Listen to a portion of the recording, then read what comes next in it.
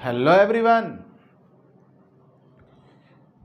very good morning to all of you। मैं विश्वजीत रंजन तुम सबों का विशु सर पॉलिटेक्निक एकेडमी के ऑनलाइन वीडियो लेक्चर में सभी स्टूडेंट्स का स्वागत करता हूं। हम लोगों का आज का जो ये वीडियो सेशन है, इस वीडियो सेशन में जो टॉपिक हम तुम लोगों के साथ डिस्कस करने जा रहे हैं, इसमें आज हम लोगों का जो चैप्टर चल रहा था इम्पैक्ट ऑफ जेट, इसमें मूविंग प्लेट के ऊपर में जब नोजल से कोई जेट निकलता है और स्ट्राइक करता है तो जेट मूविंग प्लेट के ऊपर में क्या फोर्स एक्सर्ट करता है, इसके ऊपर में हम लोग चर्चा करेंगे।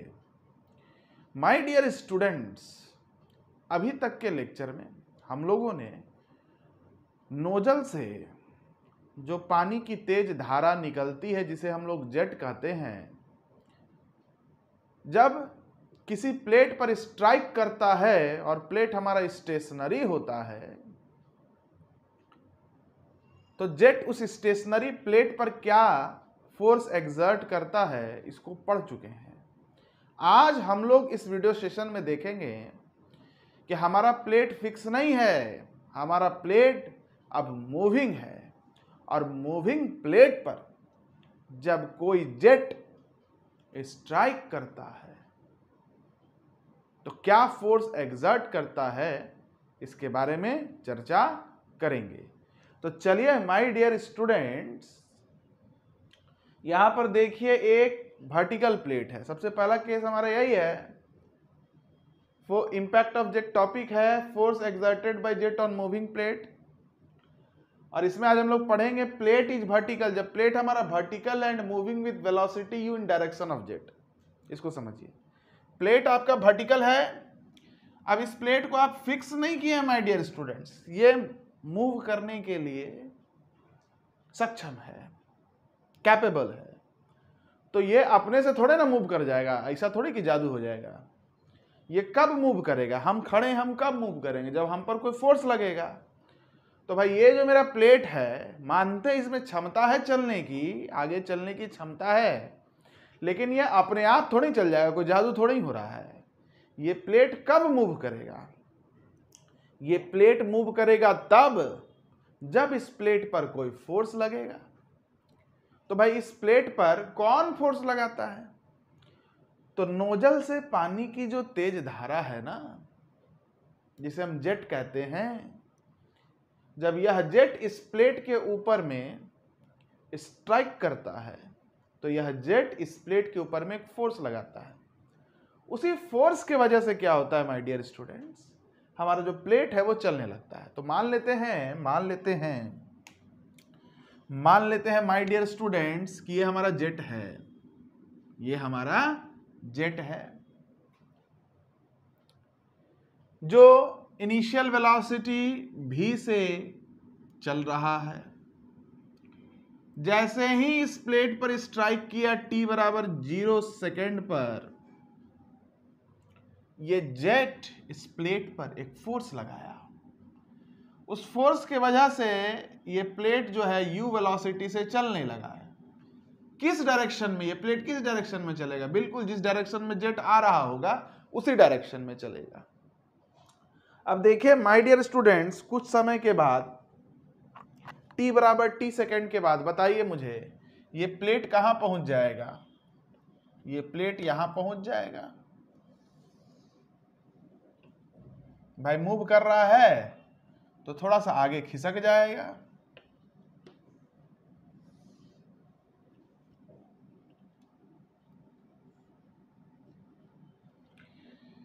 t बराबर t सेकेंड पर ये जो प्लेट है हमारा,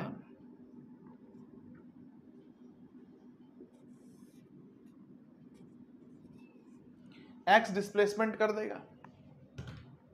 मतलब t बराबर 0 सेकेंड पर जो प्लेट हमारा था, जो यहां था, अब यही प्लेट t बराबर t सेकेंड पर कहां चला जाएगा, यहां चला जाएगा।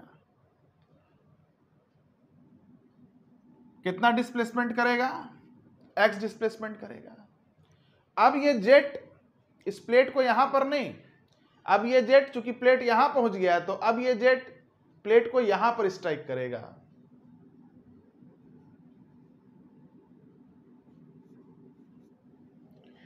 क्योंकि आपका प्लेट यहां नहीं है, यहां पहुंच गया। देखिए माय डियर स्टूडेंट्स, जब आपका प्लेट यहां स्टेशनरी था, रुका हुआ था, तो उस समय ये जेट इस प्लेट को किस वेलोसिटी से स्ट्राइक किया, v वेलोसिटी से। लेकिन जैसे ही आपका प्लेट चलने लगा, प्लेट का वेलोसिटी कितना है u, जैसे ही आपका प्लेट चलने लगा, जैसे ही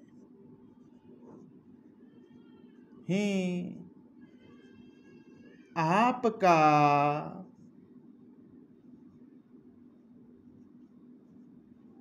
प्लेट चलने लगा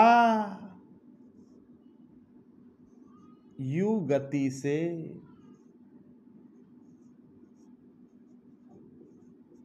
जैसे ही आपका प्लेट चलने लगा u गति से,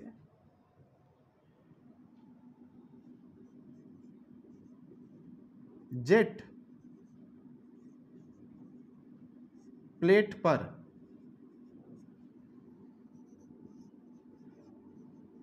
जिस गति से टकराएगा वह v माइनस u होगा। देखो हम मान लो रुके हुए हैं और मेरे ऊपर में कोई जेट अगर v वेलोसिटी से टकराता है तो हम कहते हैं जेट मेरे ऊपर में v वेलोसिटी से टकरा है।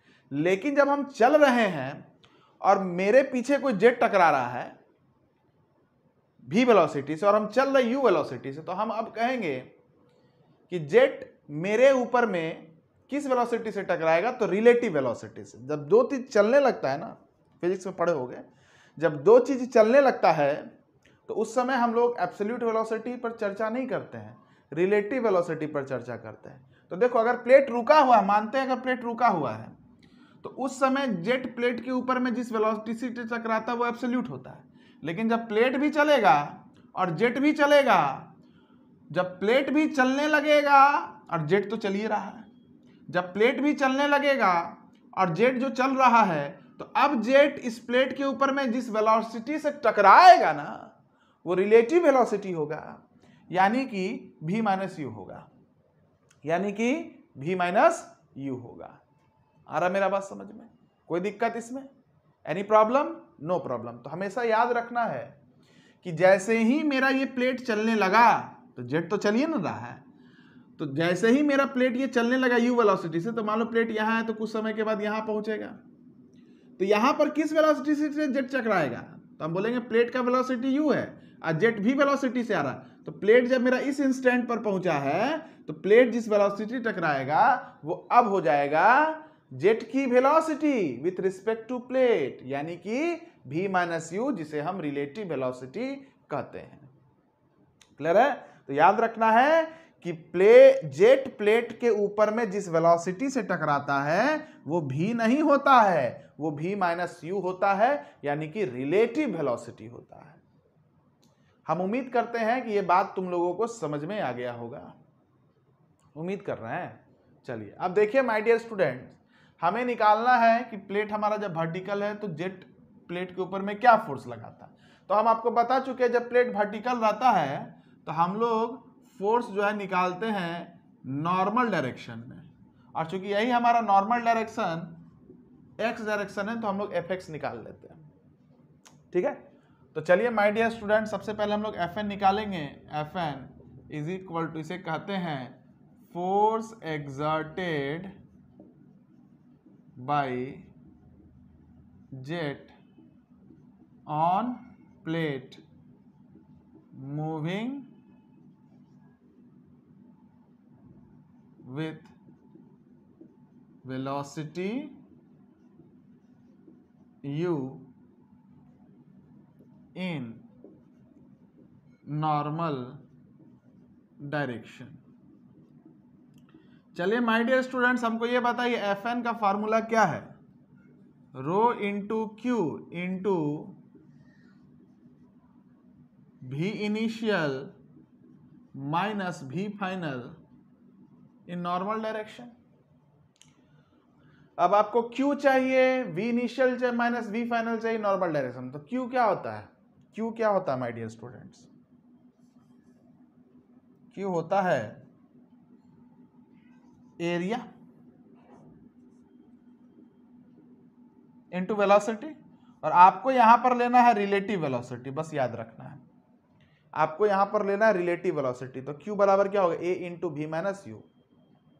ठीक है, चलिए v initial in normal direction minus v final in normal direction calculate कीजिए। V initial in normal direction is equal to, देखो तुम्हारा भी इनिशियल क्या है? भी इनिशियल क्या है? तो भी इनिशियल वह वेलोसिटी है जिससे जेट प्लेट के ऊपर में टकराता है, टकराने के जस्ट पहले का वेलोसिटी। तो हमको ये बताओ जब प्लेट चलने लगता है, चलने के बाद की हमको घटना देखनी है। जब प्लेट चलने लगता है तो ये जेट प्लेट पर किस वेलोसिटी से टकरा रहा है? तो हम बोलेंगे भी माइनस यू से टकरा रहा है। भी माइनस यू से टकरा रहा है माय डियर स्टूडेंट्स। अच्छा, हमको ये बताओ ये जो भी माइनस यू है ये नॉर्मल के साथ कितना एंगल बना रहा है? 0 डिग्री। तो कंपोनेंट कितना होगा? भी माइनस यू कॉस 0 डिग्री। देखो ये मान लो भी माइनस यू है और इसके साथ एंगल थीटा है, तो कंपोनेंट कितना होगा? भी माइनस यू कॉस थीटा। तो हम बोलेंगे मेरा जो जेट है वो प्लेट के ऊपर में किस वेलोसिटी से टकरा रहा है? भी इनिशियल क्या होता है? जेट प्लेट के ऊपर में किस वेलोसिटी से टकराता है? तो यहां पर ध्यान ये देना है कि जेट जो है प्लेट के ऊपर में भी माइनस यू वेलोसिटी से टकराता है, रिलेटिव वेलोसिटी से। तो जेट प्लेट के ऊपर में भी माइनस यू वेलोसिटी से टकरा रहा है, तो ये भी माइनस यू नॉर्मल के साथ कितना एंगल बना रहा है? 0 डिग्री। तो कंपोनेंट क्या होगा? भी माइनस यू कॉस 0 डिग्री, जिसे हम लोग लिखेंगे भी माइनस यू। अच्छा, V final in normal direction हम आपको बता चुके हैं, जेट जिस वेलोसिटी से आता है उसी वेलोसिटी से जाता भी है। अगर भी इनिशियल भी रहता था और प्लेट स्टेशनरी रहता तो जाता भी से था। तो अब ये जो जेट है प्लेट के ऊपर में भी माइनस यू से आ रहा है, तो जाएगा भी किससे? भी माइनस यू से। आ रहा मेरा बात समझ में? तो हम बोलेंगे velocity final in normal direction, तो मैग्नीट्यूड तो भी माइनस यू है। अब ये देखो फाइनल वेलोसिटी नॉर्मल के साथ कितना एंगल बना रहा है? 90 डिग्री का। तो कंपोनेंट क्या होगा? भी माइनस यू कॉस 90 डिग्री, जिसे हम 0 कहते हैं। पुट कर दीजिए इसमें, तो Fn आ गया my dear students. Fn is equal to Fx भी आप लिख सकते हैं, is equal to rho into A into भी माइनस यू इंटू भी minus U minus 0 rho A V minus U का whole square. This is Fn and this is Fx। हम उम्मीद करते हैं कि यहां तक बात आपको समझ में आया होगा। अब देखिए माय डियर स्टूडेंट्स, जब प्लेट हमारा चलने लगता है तो ये कुछ डिस्प्लेसमेंट करता है। ये डिस्प्लेसमेंट किसके वजह से आ रहा है? तो जेट ने प्लेट के ऊपर में जो फोर्स लगाया ना उसके वजह से आ रहा है। तो हम कहेंगे कि जब फोर्स के वजह से प्लेट में डिस्प्लेसमेंट होता है, इसका मतलब प्लेट ने कुछ काम किया। तो वर्क डन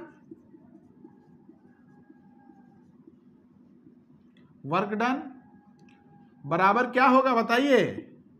फोर्स इंटू, ऐसे लिखिए, फोर्स इंटू डिस्प्लेसमेंट। फोर्स किस डायरेक्शन में है बताइए? वर्क डन फोर्स किस डायरेक्शन में है? फोर्स किस डायरेक्शन में? प्लेट के नॉर्मल डायरेक्शन में है या एक्स डायरेक्शन में? और याद रखना my dear students, impact of jet में जो हम लोग वर्क डन निकालते हैं वो एक्स डायरेक्शन में निकालते हैं। किस में निकालते हैं? एक्स डायरेक्शन में निकालते हैं। ठीक है ना? चलिए, तो work done in x direction आप लिख लीजिएगा, work done in x direction. तो एक्स डायरेक्शन में वर्क कितना होगा, F x into displacement in x direction कितना है, एक्स। एफ एक्स कितना है भाई आपका, rho A V minus U का whole square into X. This is the work done. ये वर्क डन का एक्सप्रेशन हो गया, ये वर्क डन का एक्सप्रेशन हो गया। ठीक है माय डियर स्टूडेंट्स, वीडियो को पॉज करके फटाफट नोट डाउन कर लीजिए। अब देखिए, अगर हमें पावर निकालना है,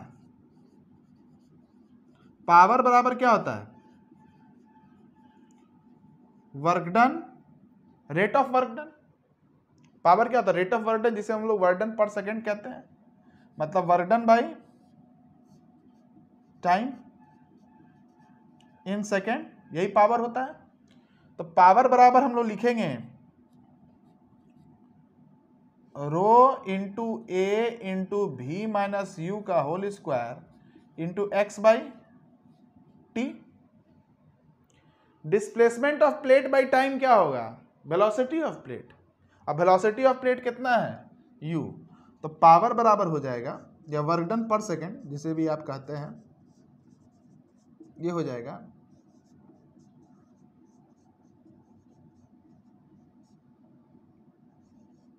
इंटू यू। थोड़ा यहां हम लिख देते हैं, पावर बराबर या वर्क डन पर सेकेंड बराबर रो इंटू ए इंटू भी माइनस यू का स्क्वायर इंटू यू। हाँ, उम्मीद करते हैं कि एक्सप्रेशन आपको समझ में आया होगा। पहले हम लोग वर्क डन निकाल लिए, rho A V minus U का होल स्क्वायर इंटू एक्स। उसके बाद हमको पावर चाहिए, मतलब work done by time in second, work done पर सेकेंड पावर कहते हैं। तो रो ए इंटू भी माइनस यू का whole square into X by T हो गया। एक्स मतलब डिस्प्लेसमेंट, किसका डिस्प्लेसमेंट, प्लेट का, बाई टाइम। तो displacement of plate by time क्या होता है, वेलोसिटी ऑफ प्लेट होता है। इसको लिख लीजिएगा। तो माय डियर स्टूडेंट्स, यही हमारा था कि जब हमारा प्लेट वर्टिकल हो और मूविंग हो, मतलब उसमें चलने की क्षमता हो, तो क्या फोर्स एग्जर्ट करेगा जेट प्लेट के ऊपर में, और उस फोर्स के वजह से हमारा प्लेट में क्या पावर आएगा, हमारा प्लेट कितना काम करेगा, उसका भी एक्सप्रेशन हम आपको निकाल के बता दिए। तो चलिए स्टूडेंट्स, इस वीडियो लेक्चर के लिए इतना ही रखते हैं। अगले वीडियो लेक्चर में हम लोग इंक्लाइंड प्लेट के ऊपर में सवाल को देखेंगे। तब तक के लिए keep watching us, keep learning our content. जय मैकेनिकल।